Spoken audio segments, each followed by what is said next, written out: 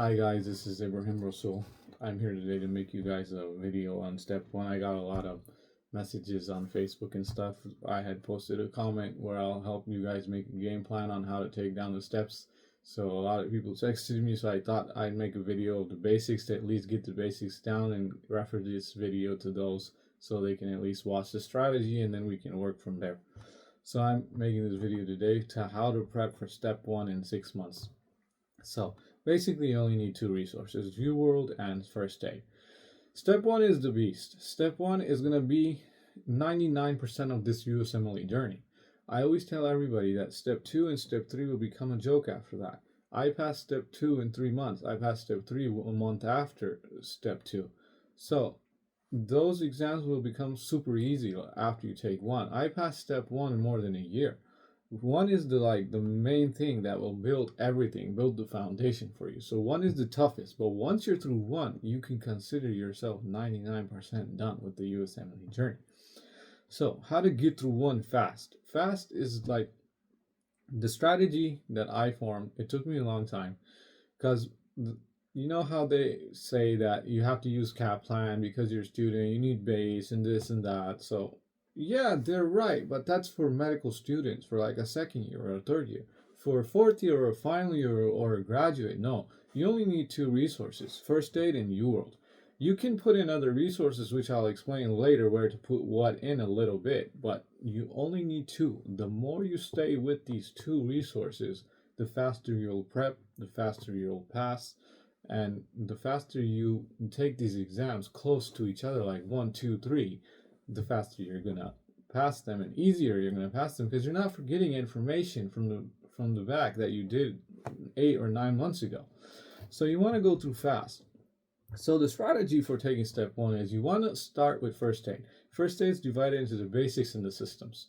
So basics, you want to stay away from the basics all the way till the end. First we start with the systems. The first system is cardiovascular.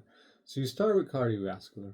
You read the chapter. The chapter is divided into 5 subjects: embryology, pharma, patho, anatomy, physio, all of that. You read the chapter in First Aid, and for places that you don't understand First Aid, you use Boards and Beyond's videos. So I only recommend Boards and Beyond videos for topics that you don't understand. I don't want you to go watch their entire series of videos. No, that's going to take it's going to take 2-3 months just to watch those videos. No, don't do that.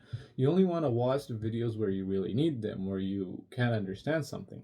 So you watch the video, you did the chapter in First Aid. After that, you're going to do the UWorld questions for that system. So like CVS has like 400 or something questions. So you do the 400 questions for CVS. Once you do that, you will feel like now you know this system. After you do those UWorld questions, you will really feel that, okay, now I'm a master of the system. And now you've taken down one system. Like any question that pops up on an NBME or any other test about CVS, you will be ready. Like you are good to go for that system. So you take out one system, you just move on to the next one, endocrine.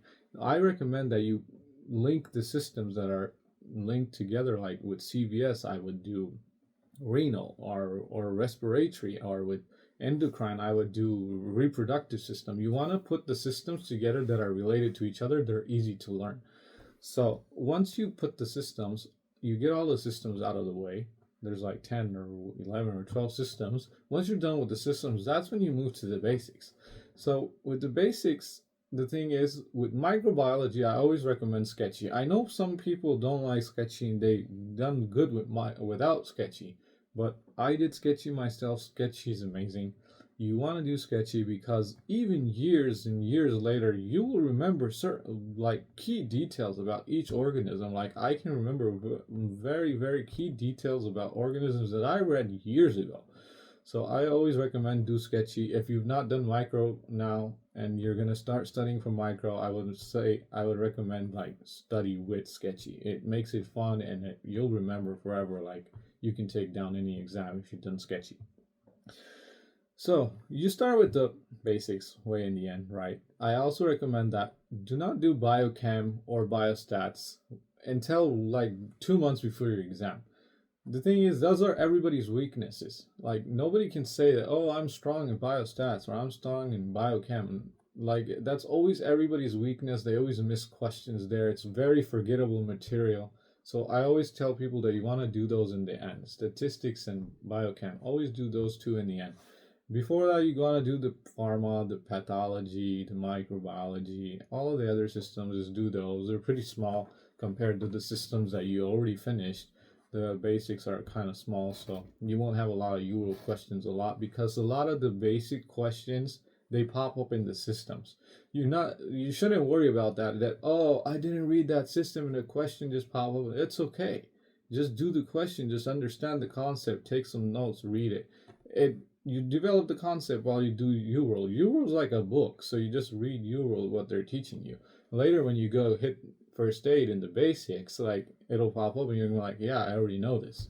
So don't be afraid of questions popping up from the basic chapters and the system chapters. It's okay, just read the question, memorize it, take some notes, and you'll be fine. You'll get to a point where you've read everything and now it's not a problem. So after you're done with the systems, after you're done with the basics, you come down to the NBMEs. So right now I know step 1 NBMEs are like 25 to 31. I know a lot of people, they try and do the old ones. Don't do the old ones. It creates bias. You don't want to do any old NBMEs. Only do the new ones. So once your NBMEs are close to around 65 to 70 range, if you're in the 70s, I would say go and take the test. But if you're below 70s, you always run the risk of not passing, which is kind of a red flag on the application. But above 60, they recommend that, yeah, you'll pass, but I would not take the exam unless you're close to the 70 range. So you take the NBMEs, there's a free 120, you want to take the free 120, and you want to take the UWSAs of UWorld. So with the NBMEs you want to take like one every week, way close to your exam. Don't take the NBMEs like 3 or 4 months away from them. You want to take these NBMEs very close to your exam. Take one so you know that what your score range is, and then you book a day and then you just start pumping it and taking each one every week. So once you're done with the NBMEs, you can do the free 120. I would take the UWSAs before the NBMEs because their question styles is different from what the NBME questions are, and you want to have that mindset of an NBME style questions. You don't want to go into UWorld. Don't do UWorld or any UWorld questions or UWSAs close to your exam. It will mess with your thinking away. The NBMEs think in a different way, and the UWorlds they think in a different way. So after you're done with the NBMEs and the free 120 UWSAs, so after you take the NBMEs and all the tests, assessments, you're hitting 70, you're ready, good to go for the exam. Some stuff that I didn't mention, people say to do Petoma. Petoma is good for med students. That's my opinion. Like, you only want it if you've not done pathology. I only referred it to it in my prep is when I needed pictures of something like glomerulosclerosis or something like that, especially the kidney ones. Like, you want to see pictures. So yeah, you go for it for the pictures, but I would not read the book or do the videos if you're a graduate and you've already passed pathology in med school. I wouldn't do it. For med school students, yes, they should do it.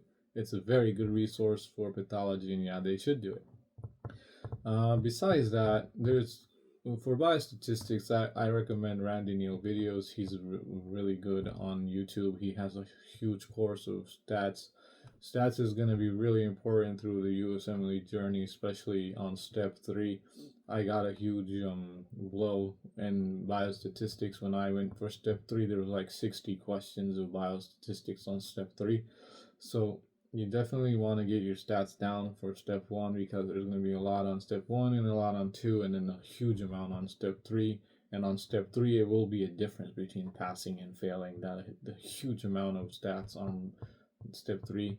So you definitely want to do statistics now and just get your concepts down now. It'll make your life a lot easier. And just watch Randy Neal. He's very good. I learned statistics from him. I never paid attention in med school and to biostatistics. I didn't really know what it was for at that time, but I learned everything from Randy Neal. He's a very good teacher. Just find him on YouTube and you'll learn everything you'll ever need to know with stats to pass. So one other thing I do recommend is Divine Podcast. This guy, he's amazing. I listened to him for step 1, 2, 3, all of them.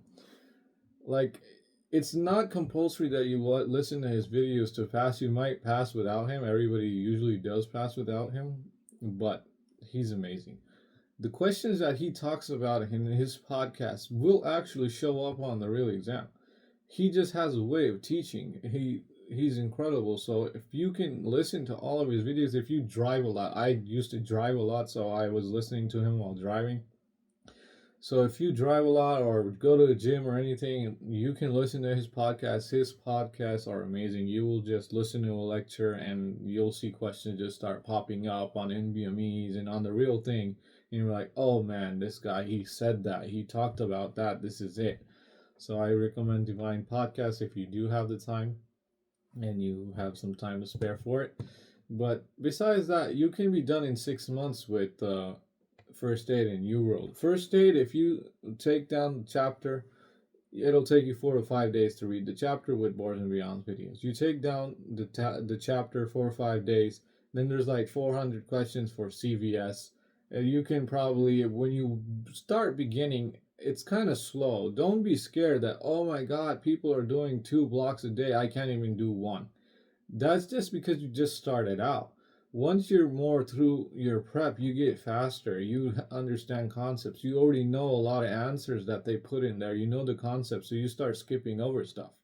So once you get more 3 months, 4 months into your prep, you'll get a lot faster. Like when I was doing step 1, my maximum questions, if I killed myself, it was like 65 questions in the entire day. That was my maximum. But when I got into step 2, I started hitting 120, 150 questions a day.